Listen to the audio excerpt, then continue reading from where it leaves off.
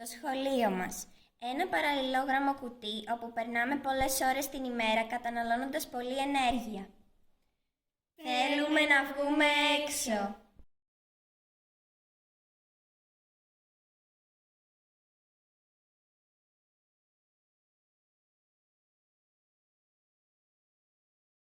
Το πρωτότυπο απεικονίζει τη δυτική όψη του σχολικού κτηρίου, μέρος της ταράτσας και το χώρο που μας ενδιαφέρει να αξιοποιήσουμε, σε κλίμακα 1/50.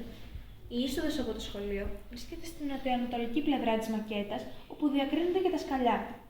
Στο χώρο αυτό υπάρχουν ήδη κάποια δέντρα και θάμνοι που φυσικά σκοπεύουμε να διατηρήσουμε και να περιποιηθούμε.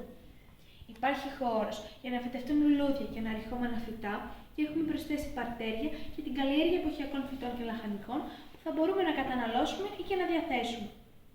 Στην ανατολική πλευρά, κοντά στο σχολικό κτίριο, έχουμε διαμορφώσει ένα χώρο εργασίας με ξύλινους πάγκους και καθίσματα κάτω από το κιόσκι.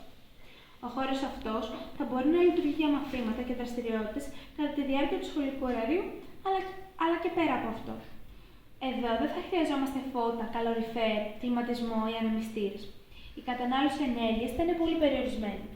Όταν χρειάζεται, θα μπορούμε να αξιοποιήσουμε την ηλιακή ενέργεια μέσω των φωτοβολταϊκών συστημάτων που θα εγκατασταθούν στην ταράτσα του σχολικού κτηρίου, σύμφωνα με τη σχετική μελέτη που έχει εγκριθεί.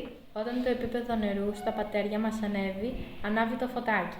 Στην πραγματικότητα, αντί να ανάψει ένα φωτάκι, θα διακόπτεται το πότισμα. Και βέβαια, ενέργεια θα παίρνουμε από τα φωτοβολταϊκά που βρίσκονται στην ταράτσα του σχολείου μας.